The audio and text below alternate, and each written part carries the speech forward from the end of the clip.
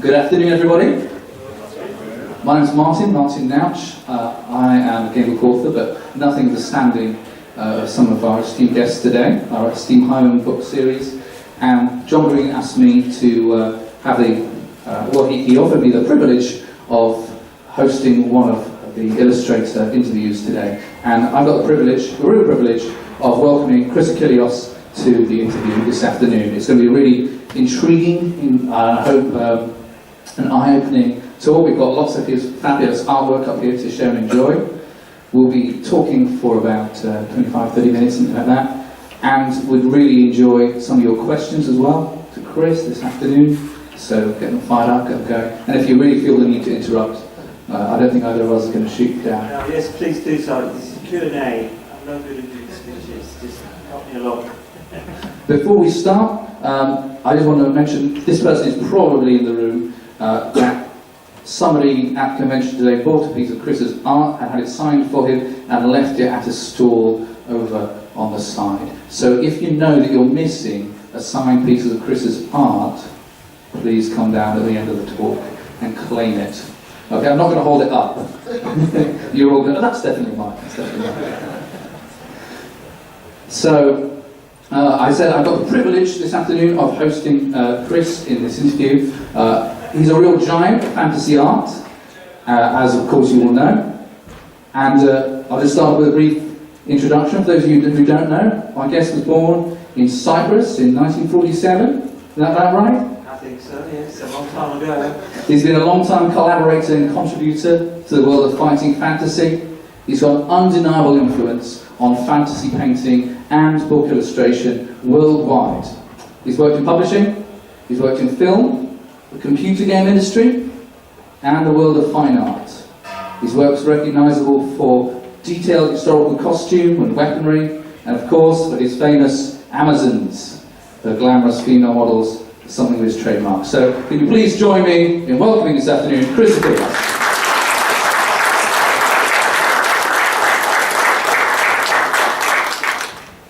So, Chris, we've got up here a fabulous piece just to start off with, which are probably one of those that is most immediately recognisable to our audience. But when you came in, you don't even seem to recognise it yourself. Would you like to tell us anything about I know that picture very well. Well, the circumstances you came to fighting fantasy and came upon the world of game books. Do you want to tell us how you got involved in the first place? I was going back a bit, but I'll try. Can you remind me when you first started? Was it the late 70s or early 80s? We're talking early 80s, really. Early 80s, yeah, I thought so. Now, I was used to doing book covers in the 70s. I worked from deadline to deadline doing lots of fantasy, mainly and science fiction book covers for various publishers in London. But by the end of the 70s, really, it all changed. They ran out of things to do, volumes to recover. They were really scraping the barrel with a lot of stuff. So we were putting, not just me, other artists were putting really nice covers on them just to sell the books, which were really not very, good books. So by the end of it, there was, it all ran out. There was no more work to be had. And so it became hard to make a living, to tell you the truth. And one thing sort of helped me along and rescued me really was the fact that I don't know how, I don't remember how, but Warner Brothers, a guy from Warner Brothers who ran the European Warner Brothers branch for promoting and selling the films, contacted me and wanted me to do some poster work. And that helped me through the 80s really, otherwise it would have been really, a lot of trouble with that. So that kept me going for a while, but not a lot. Although they paid well, there wasn't much to do. And thank goodness, Games Workshop came along really. I don't know how, I think Ian gave me a call and asked me to to buy license, second rights to use my stuff for White Wolf magazine. I said, White Wolf you mean? He said, no, White Wolf. I said, that's weird. Why would I call it that? You know, instead of White Wolf, I don't understand. But I came to understand why, you know, and so he was, you know, he started by licensing my work for covers, and then spread into commission me to do things like the famous Titan cover. Well, in a moment we're going to kick off and head through some more of your work. Okay. Thanks for sharing that first story with us about how It's a you... lead up to it, you know. Yeah, because you mentioned lots of your other other book covers and poster work, and some of that will feature in the talk as well. So if we go through, I think she should be fairly recognisable. Your Amazons you seem to be producing a very long time indeed. Maybe that was what caught Ian's eye back then, before White Dwarf. Yeah, I mean, I'm proud to say that it started the craze a long time ago. I did the first Amazon painting in '73, and as a sample really of what I can do, and it was proved to be very popular. And I loved history, most of all ancient history, so I just took the female figure and clad it in warrior outfits and fantasy later on. I mean, and it became very popular. I mean, you can see why. If your preference is for female form, you've got a lot to enjoy there. But then if your preference is for historical armour and weaponry, there's also lots to feast your eyes on. You see that through your work. I mean, I can really dig into it. But fantasy art was something you were working on through the 70s, as you were saying. Yeah. And you had all sorts of influences. You mentioned on your website how you were impressed by artists like Frank Frazetta and the classic, and his style of fantasy covers that were popular through the 60s and 70s. Yeah, I mean that's a subject in itself. If you want to talk about Frazetta, you should have all the artists of my generation, and they'll all tell you how brainwashed we were by his style of art, which was unique. And he's still regarded as the master of fantasy art.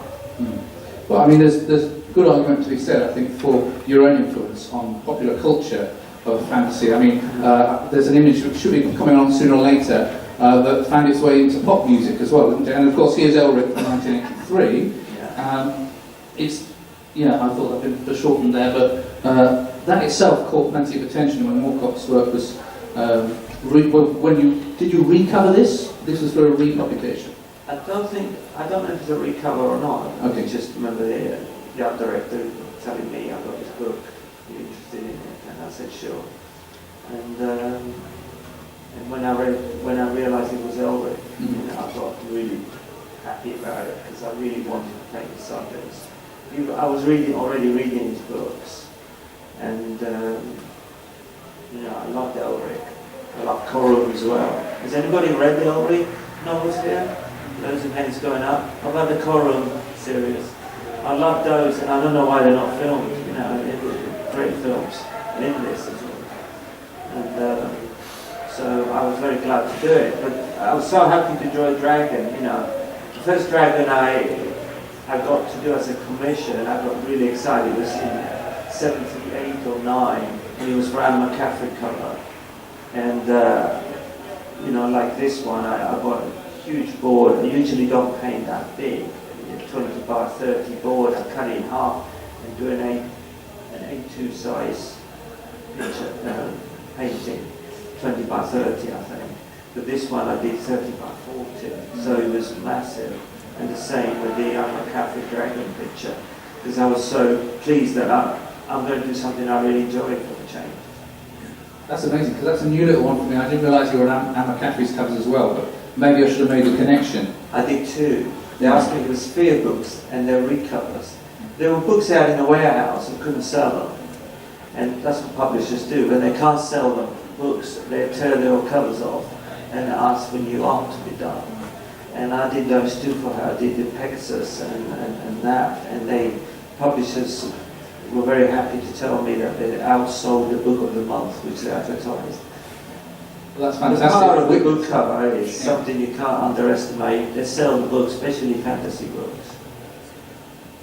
Let's go on a few more. So, if I've got the dates correct, because I'm a lot younger than a lot of members of our audience here, this is the first. Number 12, somebody correct me, number 14? Number 12. I passed. Number 12, The Space Assassin. And it's quite, I was amazed when I put up, when I was doing my own research for this, I realised that you did this before your subsequent Fighting Fantasy covers, because there are no spikes that I can see, well, a couple of aerials. Spikes, you have a lot of spikes. There's no female form. Games Workshop had a lot of spikes, that's why. I don't like spikes, because they're pure nonsense, you know. I like historical accuracy of practical weapons, you know, and armour, not fantasy, you know, stupid great big double axes, you know, that you can't even lift. Nonsense, you know, I like true history stuff. I mean, That's what I'm passionate, it's not fantasy really. If this wasn't Fighting Fantasy Fest, I'd spend a whole hour asking, or 45 minutes asking you about some of your historical research work, because I find that fantastic. But you can't pretend that this is history either, Chris. This is imaginative work. I'm a commercial artist. I deliver what I'm asked to, what I'm paid for. Do you remember what they asked you for? What? Do you remember what they asked you for this one? For this? Yeah. No, they never asked me to do anything. I mean, Steve and Ian just said, just do something, you know. The power and the freedom of the cover artist. Well, it was brilliant working for them, you know, after working for like Warner Brothers, you know, it was complete freedom. And it was reminiscent of the freedom I had working for Raymond publications when I was doing those sexy pictures then. I had complete freedom then.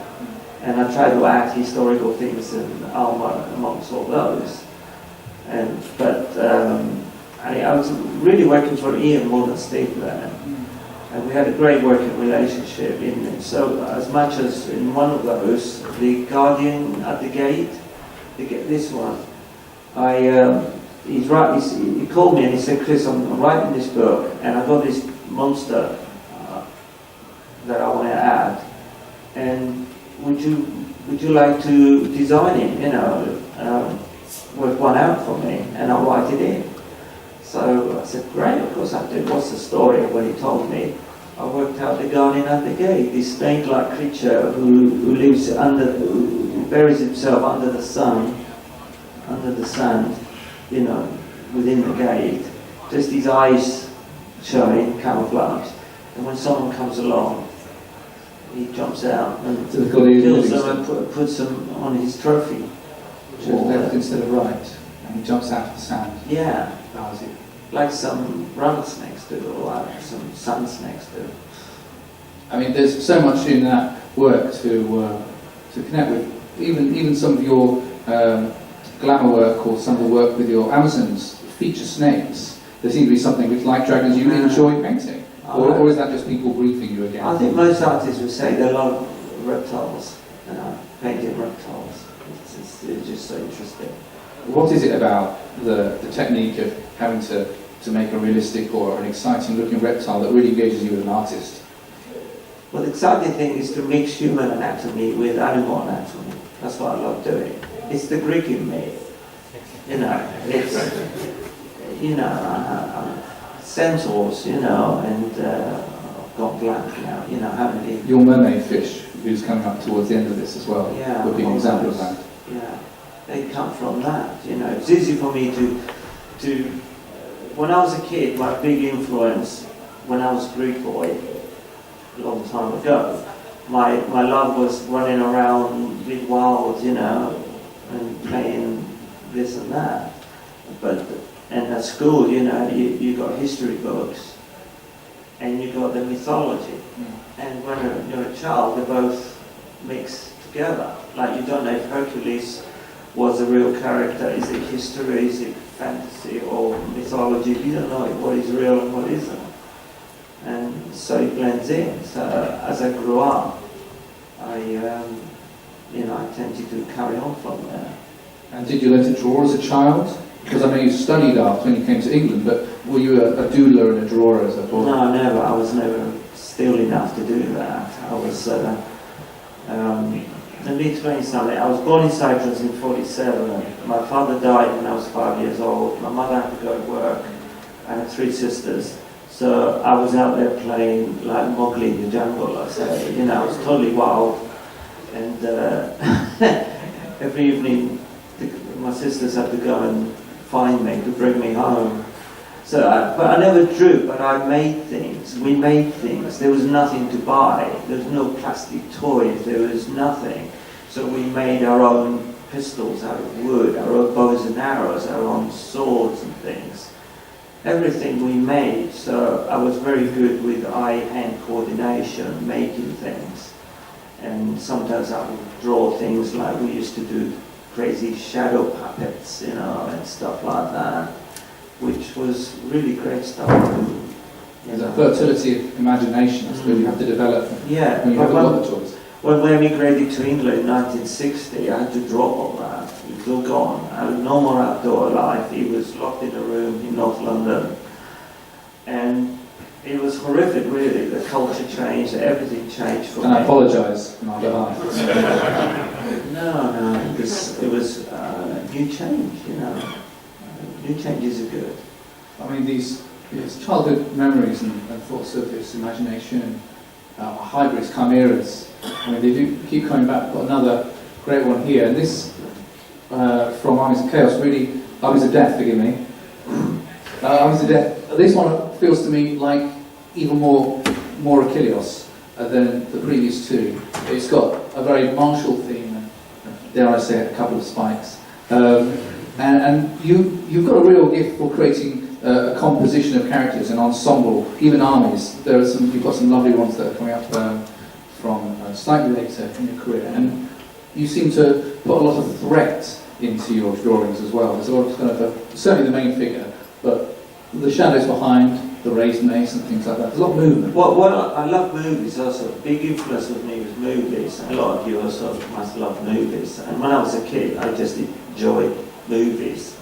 And really, if you ask me, that's what I would have liked to have done, gone into, you know, directing or something. I would have loved that. I understand action very well. Not much else, but I understand action. Because I was an active child.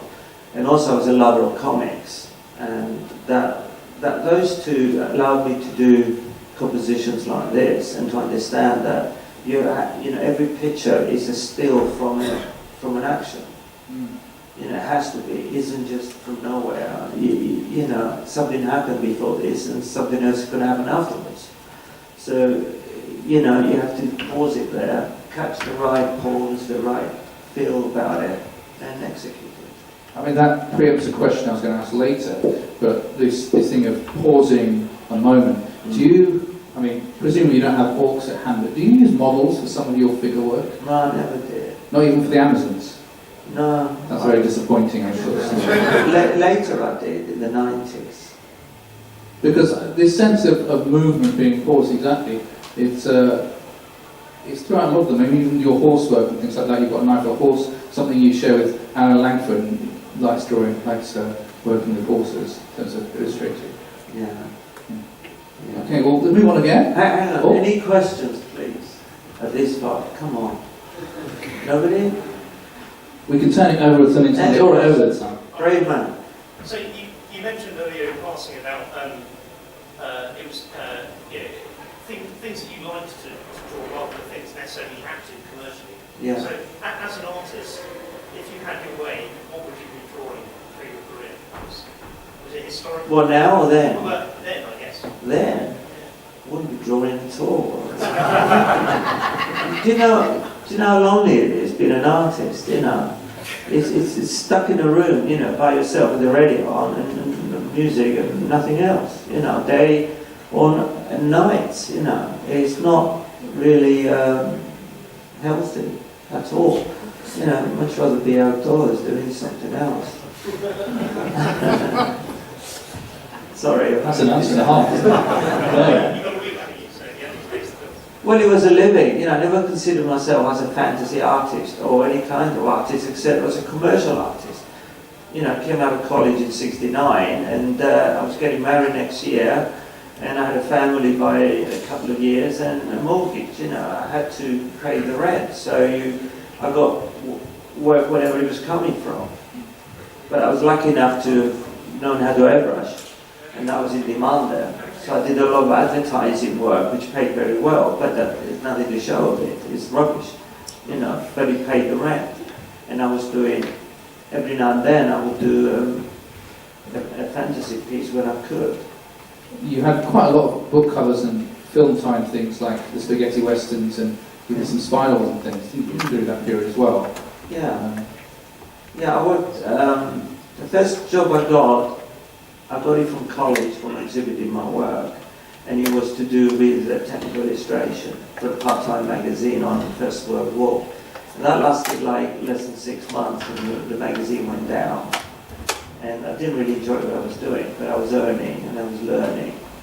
And so when that finished, I said, I've got to get fantasy work, which is what I want to do. So I went to Foss bookshop and made a note of all the publishers which did fantasy and science fiction.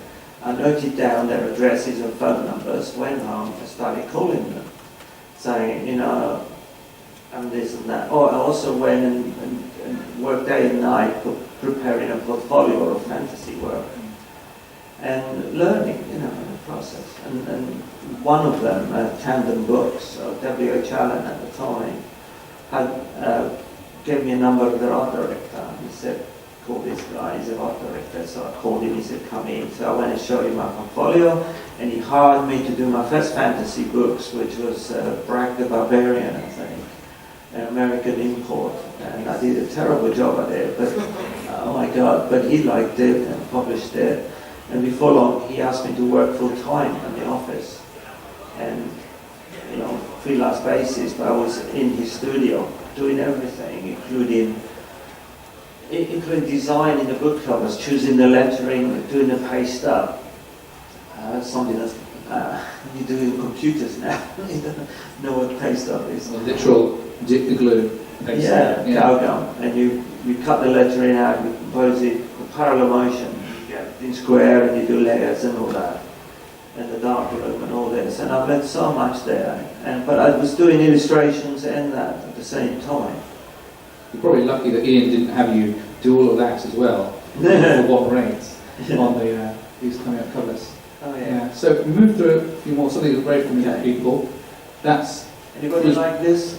Yeah. cover of Titan. Yeah. Yeah. And that's 86, so was that licensed again? That was, No. well, that was done specifically for? No, by then, Ian and I were, you know, in tune kind of thing. And he said, I've got this book coming out called Titan, and it's all about the genre. Do you want to do the cover, round colour would be nice, Chris, and you can do what you like as long as it's in the subject matter. So I said, great, okay. So I went home and, oh my God, you know, where do I focus on? You know, it's impossible to focus on one thing until I pushed everything away and I said, okay, I've got to think of a story, illustrate a story, because that's what I was used to, illustrating stories, books. So I imagined this story in my head, and then I was able to do the sketches and develop it from that, the idea that this comes from. So this again is a still from an action movie, if you like, which only I know. Well, it was just before the beginning of the final act or something here. You wouldn't share with us a little bit of the story that you invented to compose this, if you remember it? Yeah, the main thing is that the dragon is not just an animal, he's a wizard. He's a shape-shifting wizard. That's why the clues are because he's got earrings and he's got, you know, bracelets and that. And a facial expression as well, that seems very human to me. Well, he's at the moment, he's in that point where you don't know if he's going to, because it's called Dragon Spell, and he's, you know, he's defeated all the champions and everything, so the wizards are out trying to change him back into human form so they can kill him or, you know, control him. So they're casting their spells at him, and he's sort of frozen for a minute by these spells. And you don't know if he's going to change back to human form or if he's just going to snap them like that. And Wow. I mean, that's the amazing. moment. And he's, you know, the drawbridge, he's holding down the drawbridge. He's broken one chain, he's holding it down. And that's the story, basically. I had to research how drawbridges work, you know, Get that right. There you go, you've heard that straight off there. I don't know if that's been published or heard anywhere else. That's a fabulous little nugget of what it means when you're given a blank brief like that. You know, do something. That must, in some ways, be horrible. Well, it allows me to do what I enjoy doing, within reason. And that was one of them. And I did a really nice painting which I enjoyed, and still do. It's very popular. So, the Trolltooth Wars, well, and then you've got some other. I'm sitting in the wrong place here. Just Foss. Yeah, let's keep going. Then you tell me. Oh look, Oh yeah. the Amazons have come out. So we've got 3 books here. Who's missing? There's the 4th one, but it doesn't matter. Yeah. Oh, Medusa. No, she's there. No, Amazon. Oh, yeah, sorry. And I find the history of this image on my right and your left, Raven, really fascinating, because that's an image that transcended book covers, isn't it? Book covers. Book covers. It left book covers and entered the world of pop music. It did. Isn't that right? Yes. Would you like to tell us a bit about that? Go on. You know this stuff, don't you? Does it look familiar to anybody? No. Well, again, I did that for a book cover, and then later on it was chosen to be used for the cover of my first book in 1977, stroke 8. And the book did fantastically well, sold hundreds of thousands of copies, and it was in circulation and everything. But what you want to know is, I was upstairs working one day in my studio, as I usually did, and I got a call from downstairs, come and look at the telly, come and look at the telly. Oh no, it was my sister. My sister Billy called me, and she told me that on the phone. So he said, go and look at Top of the Pops. I said, why? I'm busy. She said, go and look at it now, I'll run there. So I run there, and there was Kate Bush, Babushka. I don't know if anybody saw that. Babushka is a very famous. Who wants to sing along Babushka? And she was dressed exactly like that. And I was quite surprised. And I thought, what the hell are they doing, And I was quite angry as well. But I didn't do anything about it. You weren't offered any certain thing? No, nobody asked me. No, nothing. Ripped you First off. time I saw it was on Top of the Pops. Okay, nothing happened. But then somebody said you should do something about it. So I phoned the BBC, and eventually I got through to her agent, Kate Bush's agent. And I said to her, look, listen, that's happened. And she said, who the hell are you? And I said, I'm the artist who designed the costume that Kate Bush is wearing. She said, that's crazy. She said, we design her own clothes. We do it all. Nobody else does. And go away. Basically bugger off, So that really made me angry. So I hung the phone. I said, what the hell do I do now? I have to contact a lawyer and all that. And I was just too busy to do that. So I didn't do anything about it. And time went by. Excuse me. And the phone goes as usual, and it's Kate Bush's brother, who was acting as the agent as well. And he called me up and he said, my name is so-and-so, and I'm dealing with Kate's business now, and I heard what happened, and want to apologise the way you were treated. It's basically crawling and leading up to, we want to use the image of Babushka on a brand new greatest hits album, and they wanted to use that as a colour of her dancing with my costume on. And so he said, how much do you want to use the image? And I said, well, first of all, I want full credit as the costume designer. And he also said he sacked the girl that I spoke to over the phone, which made me very pleased. And so I opened my mouth and lost a lot of money, as you do sometimes, And I said 500 quid, which I could have said 5,000 quid or whatever, because they depended on that. This is a long time ago. So that's the story behind that. But I got credited, and that's really more important to me than the money at that time. And an apology.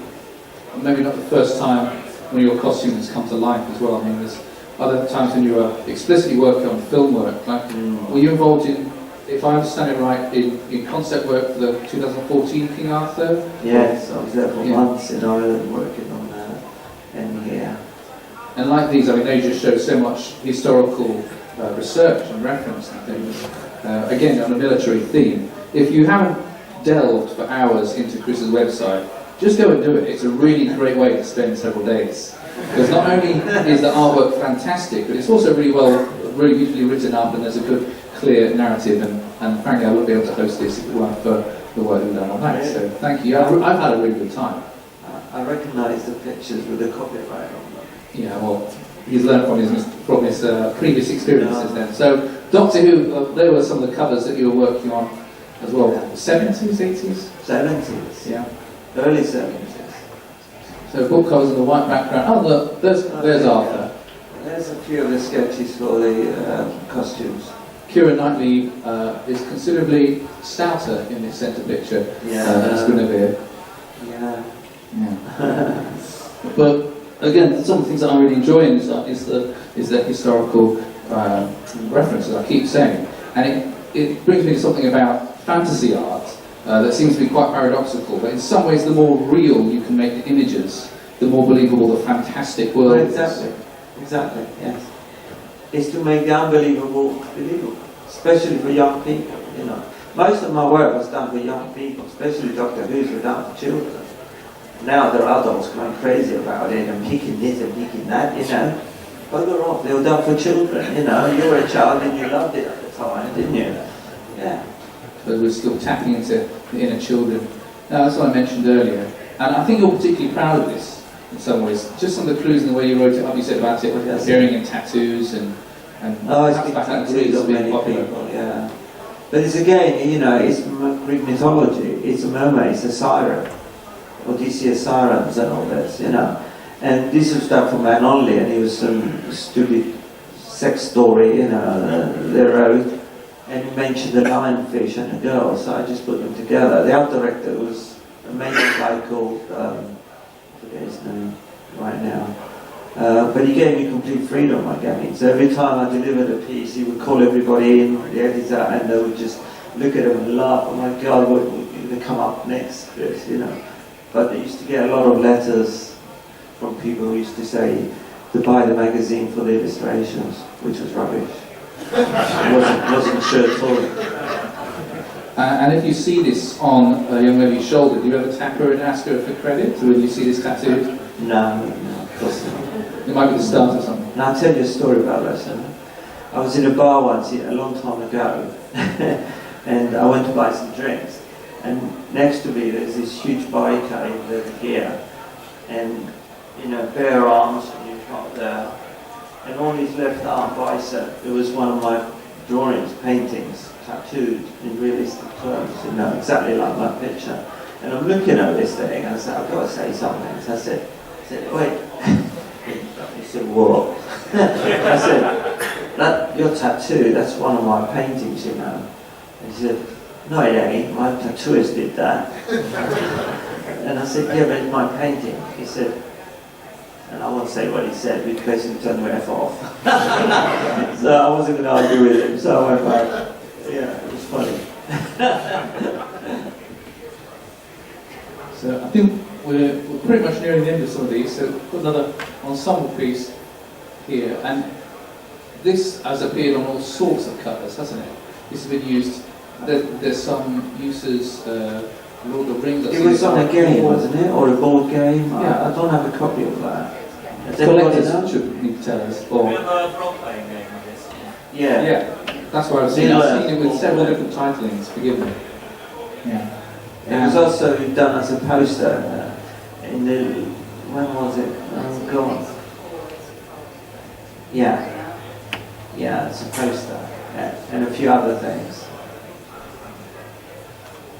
And Now that one is Lord of the Rings based, isn't it?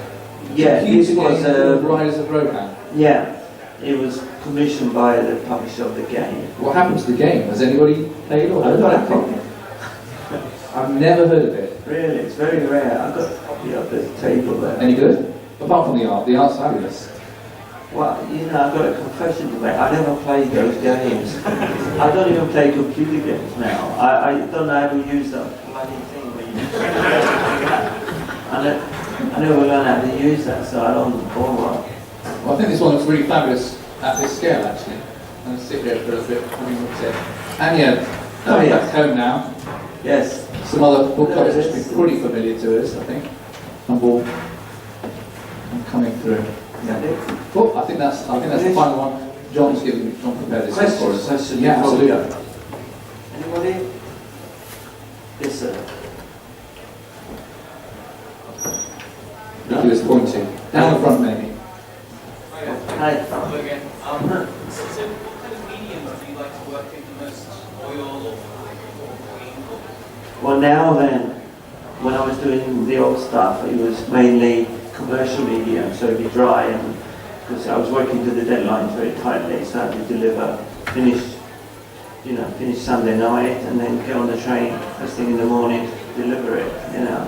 So it was waterproof inks with airbrushing, worked very well, and gouache on top, or stretch paper and watercolor medium, and later acrylics, and after that oils. When I do work for myself now, I tend to use oils on board or canvas. I much prefer that. Don't like airbrushing anymore, it's just too fiddly and messy and just drives you bonkers. Yeah, is that alright? Anything else? Yeah. Oh, I'm glad you asked that. Well, the earliest movies that I remember sort of making bows and arrows and being a pirate was Burt Lancaster movie. It was a Crimson Pirate. Does anybody remember that? It's a great little movie. Love that. And there was Mowgli, Jungle Book, the original Alexandra Corder movie, and just anything historical, really. I used to go to these obscure little cinemas and used to watch, they would call them sword and sandal movies, and they were mostly done in Eastern Europe, and they were terrible. But it was something like that which I wanted to work on, really, later on. I would love to have worked on movies like that. And that's what I was really, turned on by. What I wanted to do is work on movies, historical action movies and fantasy movies. But instead, I worked on doing book covers instead. Well, maybe there's still opportunity. Maybe somebody can come knock on the door and say, Not anymore. what I need. I think An Amazon's movie? Can we get any backers in here? Or maybe they've been made. well, they've done all these movies recently of like Hercules and Wonder Woman, and which was the worst movie ever made, I think. Somebody gave it 5 stars, so I went to watch it, and it was like, oh my god, this is so stupid, it was childish. And Troy, I always wanted to do an illustration on the siege of Troy, 1250 BC, anybody? Bronze Age. And then the film comes out, and I went to see it, and I almost wanted to stand up and shout, "This is rubbish! Please read Homer, it's nothing like this. This is absolute rubbish." But I had to sit there and bear it. It was just awful. I know they're done for commercial reasons, but they're still. If you do your research and stick to history, you find amazing costumes, amazing the reality of bringing it. When what's his name? I can't pronounce his name. Who did the samurai movies?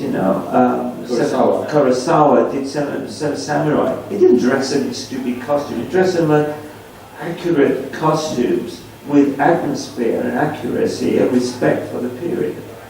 They don't do that anymore. And the trouble is, younger people now look at those movies because they don't read books anymore. And they think that's how history was. That's what it looked like, you know. This is what it was like. It's absolute rubbish.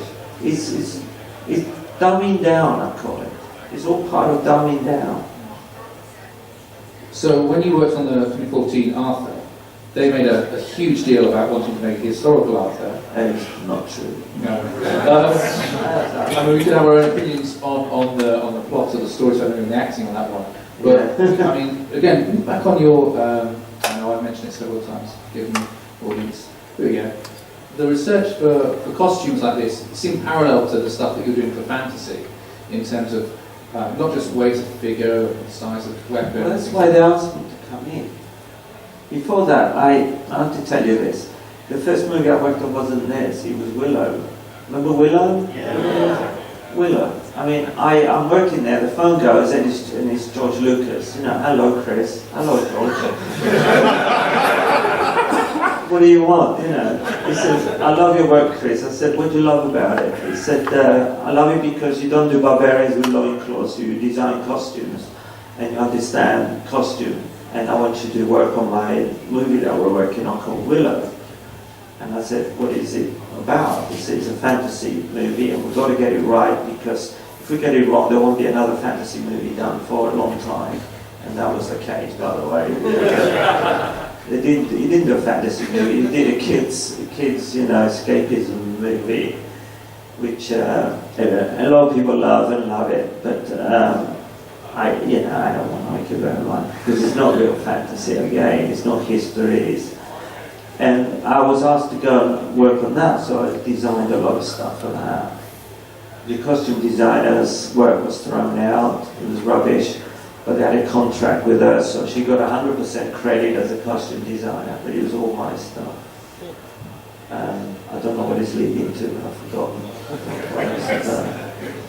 Arthur, King Arthur, yeah. Yeah, tell us your story, that's more interesting than my questions, so keep reading it. I mean, that's one for us to all go on the internet and start reattributing costume design for Willow. Yes. Yeah, maybe we should have recognised that with our eyes open when your start. Well, I love King Arthur, you know, I love legends, I love British history, you know, I love world history, but Britain is so rich, you know, with the Celtic stuff and Neolithic, you know. The further back you go, the more interesting it gets, because there's mysteries there, you know, all those kind of wonderful things.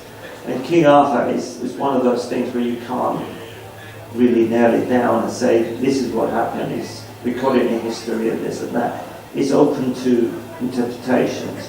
But one thing they think they got right is that it was after the Romans left, and it was between the 4th and 5th century AD. And they call it the Dark Age. They only call it that because they don't know much about it. It was very rich, in fact, you know. And again, you know, I designed costumes of that period, and you know, I understood what was happening then after the Romans left. You know, I won't go into it and bore you, but it's very, very interesting time. Any further questions amongst the audience? Yeah. If we could go back forward to the end, the artwork for Your Hero Part 2. Aye. So this was obviously done for the second volume in Jonathan Green's History of Fighting Fantasy Papers. Yes. Yeah, just be interested to hear what inspired you to do the artwork and what fighting fantasy influences are actually in there. What inspired me was John giving me a call and saying, I'll pay you so much.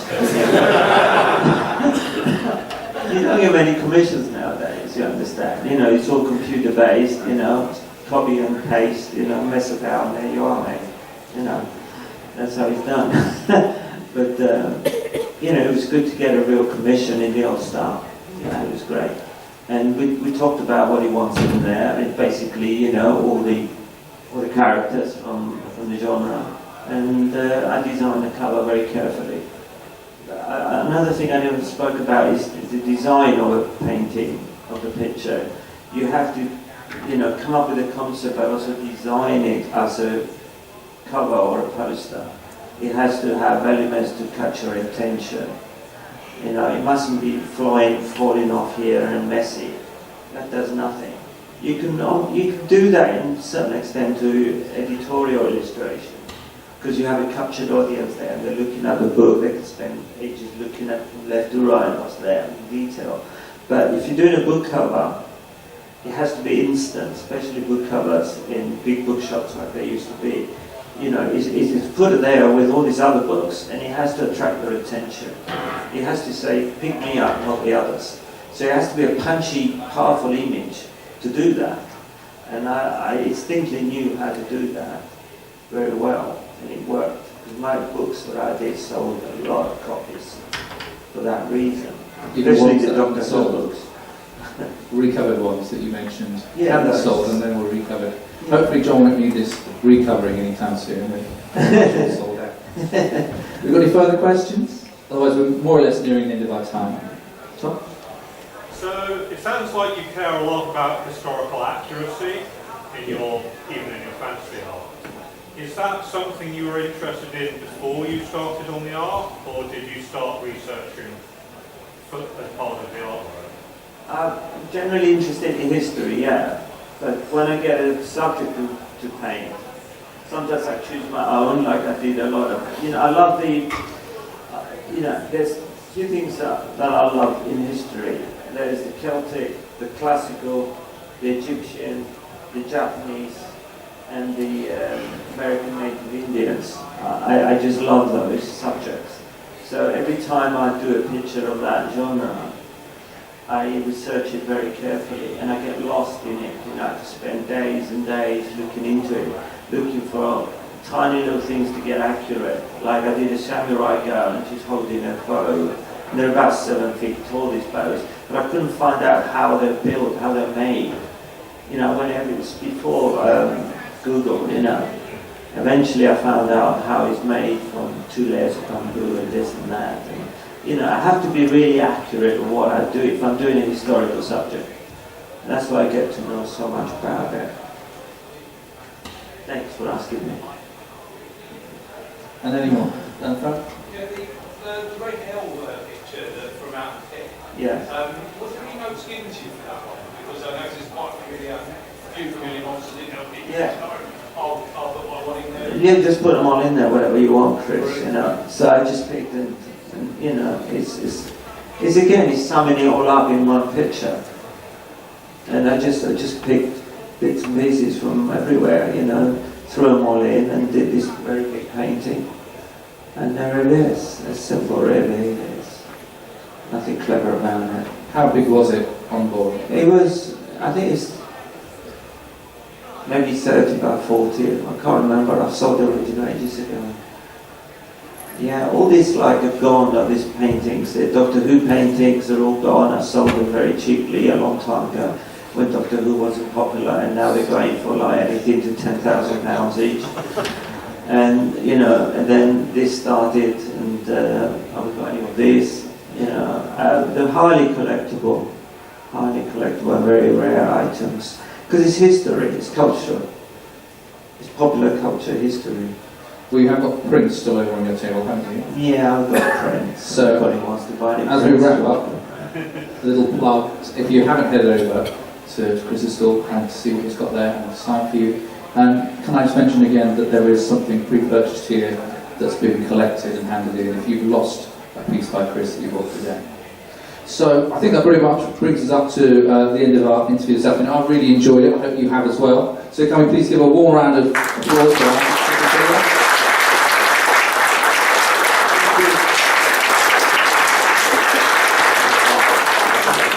And enjoy the rest of the day. Thank you very much. Thanks for coming.